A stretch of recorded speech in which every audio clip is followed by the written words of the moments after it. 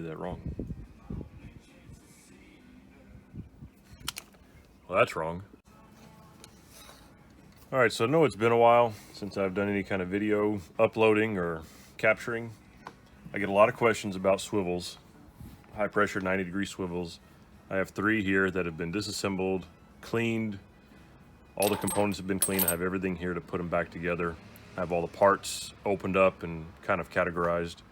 So I'm going to go through rebuilding all 3 of them, putting them together. Starting with the little bearing cups here. I'm going to grab some grease. Get that little O-ring, just push it in there. These are the black O-rings. They go down inside the bearing cup.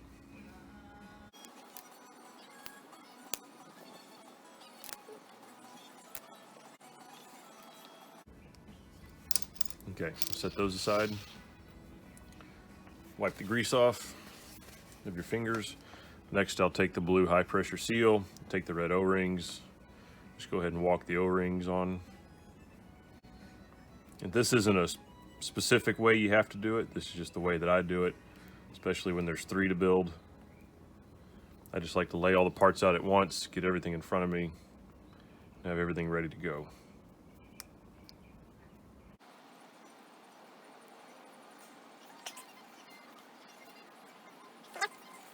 It's so difficult to get these little O-rings on here. And I have cut them before with my nail, trying to push them on with my nail, so I try to just use the tips of my fingers. Boy, if you didn't have thumbs and try to do this, I don't know what you'd do. You need that dexterity.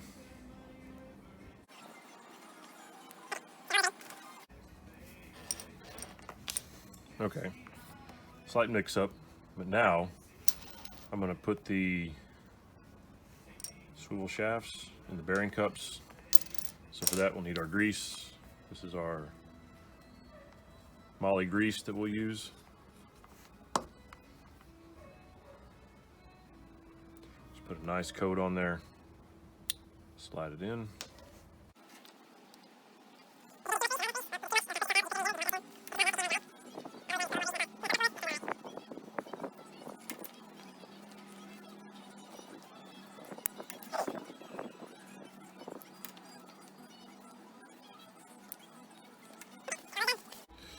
One side of the hoop seal has a flat.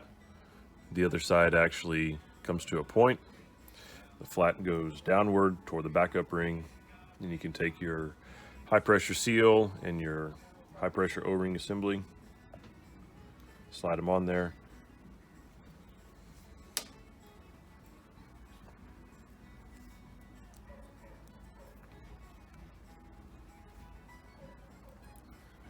Now the high pressure seal, the cone on that seal does need to fit inside that hoop seal, just like that. There you go.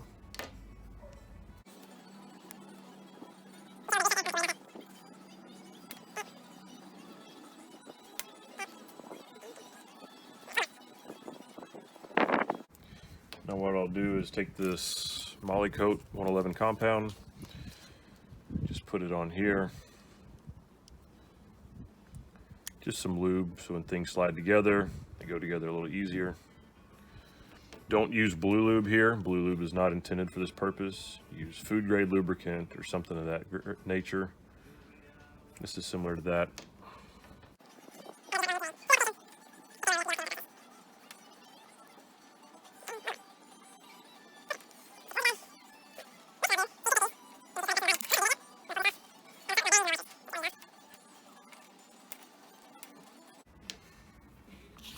Also, we do have these kits for sale. We can supply them to you. I'll put a link down in the description or email address. You can email us. We can send you these kits if you so wish to build your own. You can also just send us your swivels. That's what this client does. They have a couple of machines and they found that it's better that we rebuild their swivels.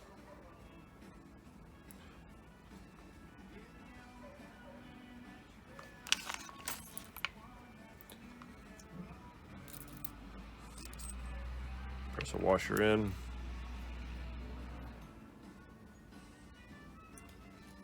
A little more grease in there.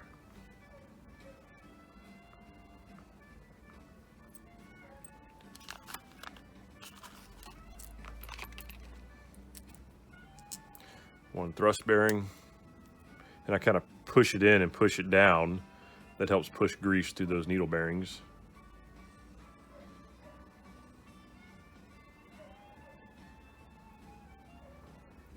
And take you another washer, push it down, coat the whole top of it with some grease. I know it looks messy. Trust me, it does not matter. And there's one. I'm gonna set these to the side over here, out of the way.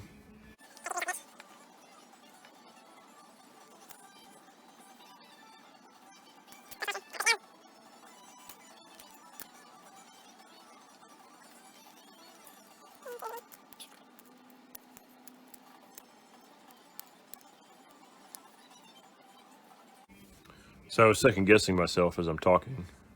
I did put a washer down there. I don't know how to pull it apart and look. I just didn't believe myself. Slide that back down there. Thrust washer on top.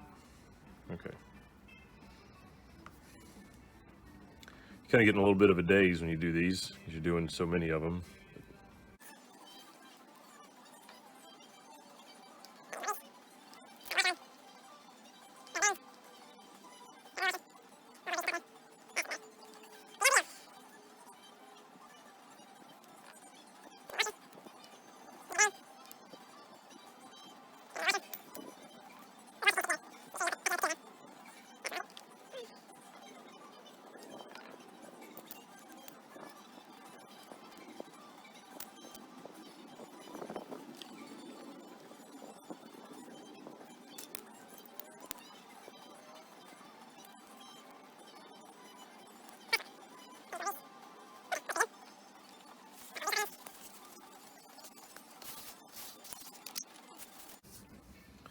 Now, the next step that I would do is I would, now that we have these assembled, I would slide them into there. This has lubricant on it. We have the bearing assembly set up. We have the bearing assembly all put together. These are cleaned out, washed, rinsed with alcohol, blown out. They all checked out good. So we're gonna slide it in there. One thing I haven't done in the past is put any grease on this back side of this cup. There's a hole. Let me set this down. There's actually a hole right here. The camera will pick that up in the glare. Yep, there's a hole right there. That hole is exposed here. And a lot of times dirt and junk and spray from being near the cutting head will get in there. It can kind of junk this up a little bit. So I think I'm going to try putting a little grease on the back side of here. Don't really ever see an issue, but I'm just going to try this on a few of them. I know these swivels will be back for a rebuild probably in the next year, so I'll just note that I did this to them and see if it made a difference.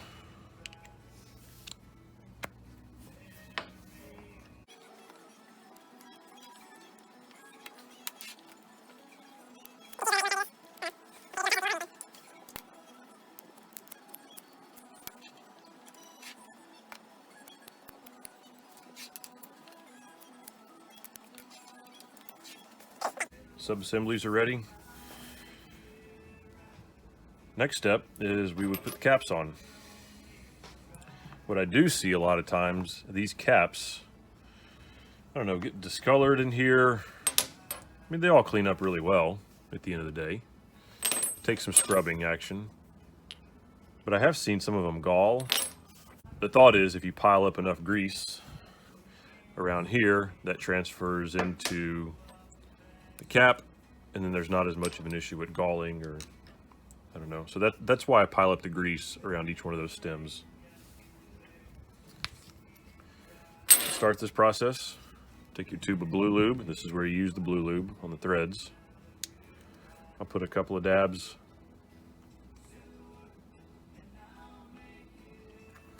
Spread it around with my finger.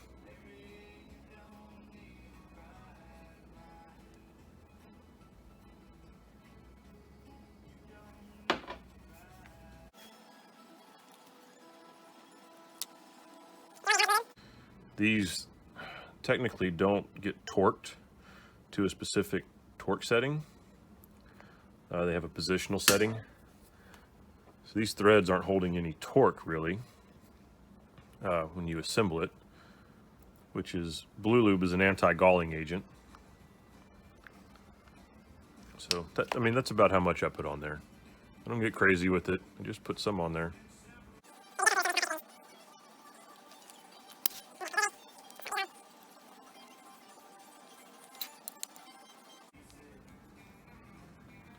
That tight. That's tight, so I'm going to back that off, give it some slack. That's tight. I'm going to back that off to about there. That's how I'm going to do it. Now, how much do you tighten it? Well, how much do you back it off? I'll run them until they are tight. And I don't torque this. I mean, I don't put it in a vise and pull on it. I just get it tight. You actually set these up loose, of all things. Get that tight. And there's actually a procedure somewhere that I read. You back this off 90 degrees, so 90 degrees would be here, roughly here, plus or minus 180 degrees to get the holes to line up. So 180 degrees would be here, and that would be here. Well, that doesn't quite line up. I just know from experience that you want them to run a little loose. There's a gap you can measure here. I did it on a previous video. I just know I want these to run a little on the loose side rather than on the tight side, because if they ran on the tight side, this one would be tight. I mean, that one barely comes around. This one I have to back off. And you see I don't quite have I have a gap there. They don't meet up well. So I'm just gonna know that these are gonna set up on the loose side, and it's gonna be all right. Otherwise, that bronze backup ring can get jammed down in the bore of the swivel body, and then you gotta drill it out. That seems to happen anyways, most of the time. I don't know. I just learned to set them up loose. So there's that one actually has a little bit of a burr on the thread I can feel. Back that one off, back that one off. There we go. And the last part is put the gland nuts and the collars on.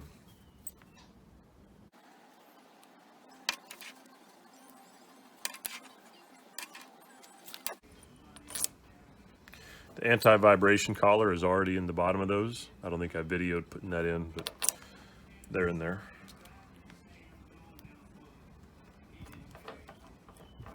The anti-vibration collar is a little split collar that fits down inside of the gland nut here.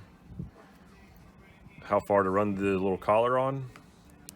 Well, I do it till there's at least 3 threads exposed, or in this case, because we have so much gap here, we hardly have any gap there, which is okay. That is quite all right.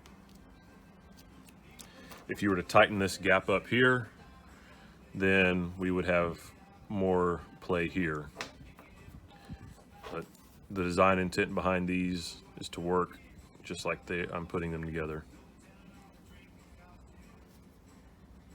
And you see, I'm just running that down until I really can't grab it anymore with my fingers. That's just about right.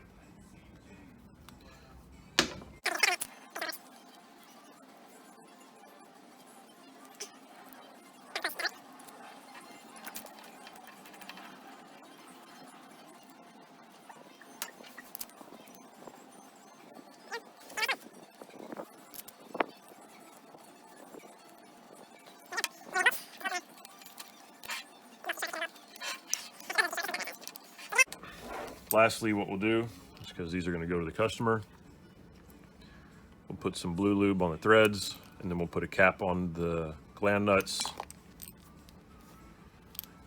just so nothing gets in there. Now, if you wanted to go one step further,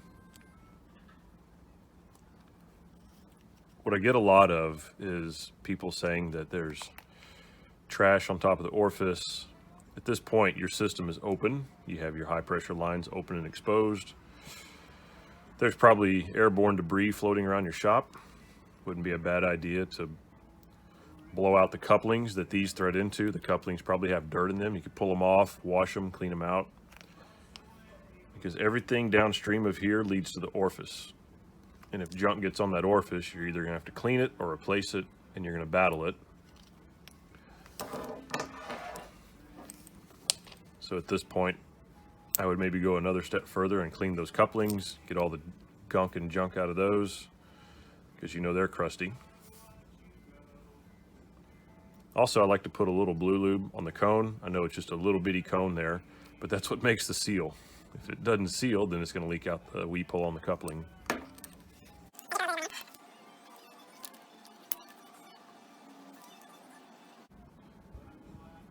And one last step, I would say, if you wanted to, there's going to be a little bit of grease in those stems.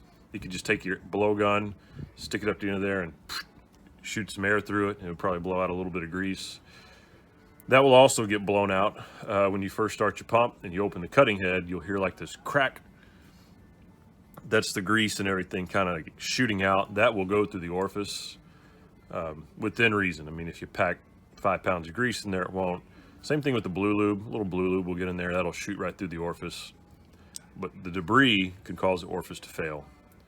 That's what I've seen. So take those couplings off, clean those couplings out really good, and put those back on. Just take another 20 minutes, and you'll save yourself about an hour worth of headache. So there you go. 3 swivels rebuilt, ready to go to work. Thanks for watching.